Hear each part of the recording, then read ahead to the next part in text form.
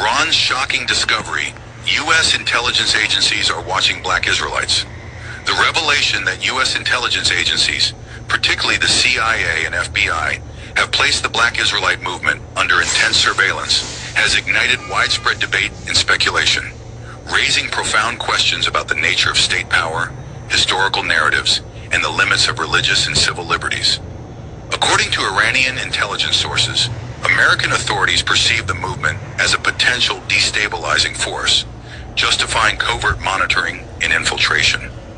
This assertion invites deeper reflection on the motivations behind such scrutiny, the extent of governmental intervention, and the broader philosophical implications of knowledge, control, and state authority. While Iran's claim may be shaped by its own geopolitical agenda, the mere suggestion that a religious community rooted in black identity and biblical heritage is being watched so closely by the U.S. government rekindles long-standing concerns about surveillance, racial politics, and the mechanisms through which dominant powers seek to regulate historical discourse. The Black Israelite movement has long occupied a space of fascination, controversy, and misrepresentation. At the core of its belief system is the assertion that African Americans, along with other people of color, are the true descendants of the biblical Israelites. This claim challenges conventional Judeo-Christian teachings and Western historical narratives, positioning the movement as both a religious and socio-political force. Over the past several decades, black Israelite communities have gained visibility in urban centers across the United States, drawing adherents through teachings centered on identity. Hey, Shalom, Akim, Shalom. First thing and foremost, I want to give all praises and glory and honor that's due to Yahweh, Ba'Hashem, Yahweh Shai, Ba'Hashem Kakodash. Double honors to the apostles and others, great millstone and rule well. Peace and blessings and salutations to the hopeful elect. Noah's in the gospel abroad, lifting up the standard of Yahweh, Ba'Hashem, Yahweh Shai, wherever it may be. This is just another lesson through the Spirit. I actually am revisiting this segment because I've actually done something on this and several other brothers as well. But going into agent provocateurs and espionage, as we know that the movement has been infiltrated, as we see that we have these rigorous leaders among our people that deem themselves prophets, but yet they've sold out and took a bag. And it's obvious because of the doctrines and the type of garb style and the teaching styles and the uniformity of these other camps, man. And I really believe that the heads of these groups, you know, the ones that we're pretty much at odds with, are paid agents, man. Whether they be CIA, FBI, and that's the Spirit. It's a truck right there that says 14444. Call Allah Yahweh Shai. And it's crazy because the truck is docking in, and the number is on the, like, it's like, you know how like you have the main cab, and then like the actual trailer bed. It's actually in between the cab. It's 141444. You cannot make this shit up. And as it was bagging up, I walked across the building, and there it go. It just pulled right in. Call all you have about Shemal Shad, man. But these, that's dope, man. The Lord is cold. I didn't even know that until I walked back around. But and that confirms the Spirit, man, of what we're saying to be true, because you got guys in this thing, like this whole thing with Adam 22, no jumper, which his father was in lieu with the Clinton administration. Allegedly, he gave Bill Clinton a pardon. Well, no, Bill Clinton gave him a pardon because I believe the dude spent like 1 year in jail for like some type of corruption scandal with the Clinton administration and some shit. But overall, man, but overall, you got Israelites that's rubbing elbows with the likings of Adam 22, you know, and it makes sense now as to why these guys' doctrines are constantly changing, why they have the standpoints that they have on certain prophecies, man. Is because a lot of these dudes took the bag, man. Okay, and I'm just being real, just being transparent. Me personally, hey, I believe Nate, I believe he took a bag, man. Because ain't no way in hell you go from teaching the name of the Most High 15 years ago, having one of the most dopest breakdowns. Like, if I will be honest with you. If anybody want to learn the name of the Most High and want to understand the breakdown of it, I would say go watch the video that Nate, and I believe it was I think it was Barack, if I'm not mistaken, that was with him. But I would tell anybody to go and watch that video, because I mean, that was a thorough explanation of the name of Yahweh Bashim Yahweh Shai, bar none, right?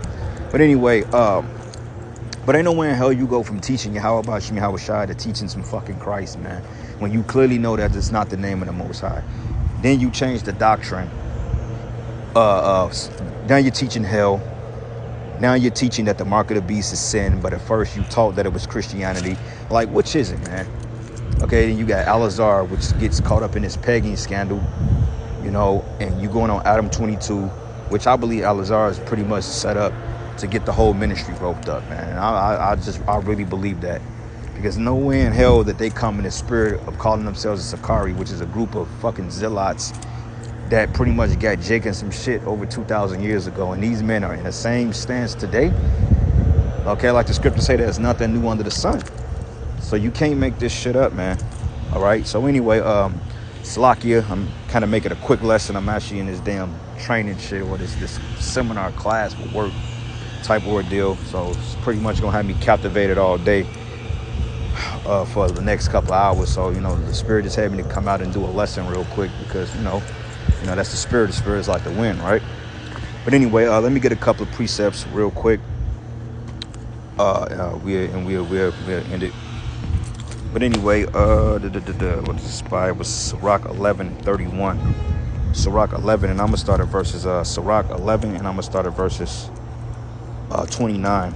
And it says, "Bring not every man into thy house." It says, "For deceitful men have many trains." Yeah, and this is why we have such a rigorous and heavy vetting process, man. Because hey, you just never know who's among you. You know, you're gonna have guys that's gonna get finicky at the last minute. You got some niggas that's already finicky. You know what I'm saying? That's already on that type of time. At the camp, he may be secretly getting on the phone with his CIA, FBI buddies. Yeah, I ain't got nothing on him right now. You know, but the nigga did say this and this and that. And even some of the women that come in your lives, man. You know, you got to be careful on these women that seem too good to be true. A lot of their ass can be sent by them people. All right? And we're not telling anybody to look at anybody sideways, but it's just a cause of an alarm, man. Because, hey, the scriptures say, be circumspect.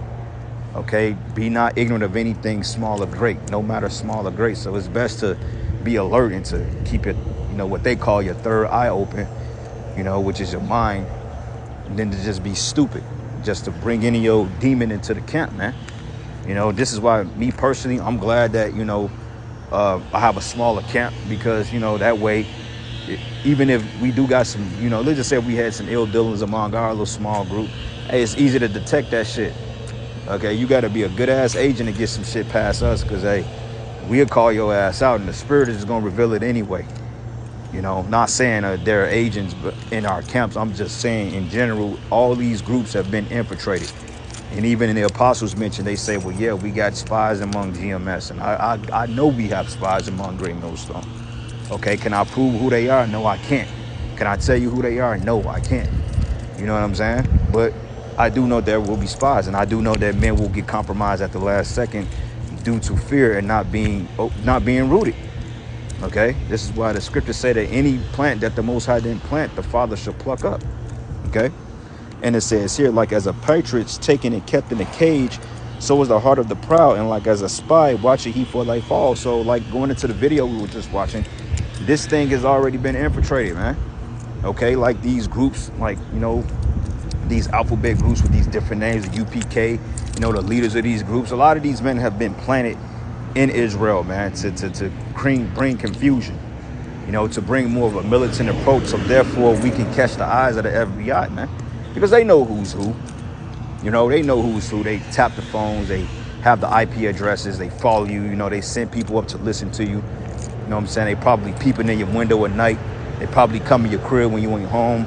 And like I say, hey, personally, I believe our homes are bugged, you know, but that's all good, because at the end of the day, shit, what you gonna find out? It's a bunch of men that get together, teach the word, you know, drink sometime on the weekends and spend time with their families.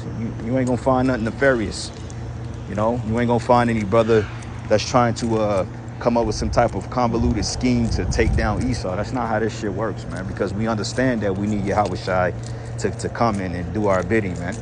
Okay, then this is why Yahweh Shai said, if my servants were of this kingdom, my servants will fight, because it wasn't in Yahweh Shai's best interest at that time to take down Rome. Okay, and that's not what we're teaching. We're not teaching that we're going to do a damn thing, but we are teaching that there will be a time that Yahweh Shai will return to this wicked ass society and he will destroy it. And that seems to be getting the Esau's his feathers ruffled, to say the least. And it reads, and it says, for he lied in wait and turning good into evil, and things worthy of praise he will lay blame upon thee. Yeah, because the truth is worthy of praise, man, because we're just declaring who we are and speaking, speaking the truth. Not our truth, but the truth. Okay, when niggas, oh, that's your truth. No, there's no such thing as your truth. It's the truth. Scriptures say one Lord, one faith, one baptism. That's it. One truth. That's it. And we were blessed to have it. And we don't care who don't think we have it or not. We ain't got to prove shit to you. It's going to prove itself, and it has been. And it says here, and he lied for weight and turned good into evil, and things worthy of praise he will lay blame upon thee.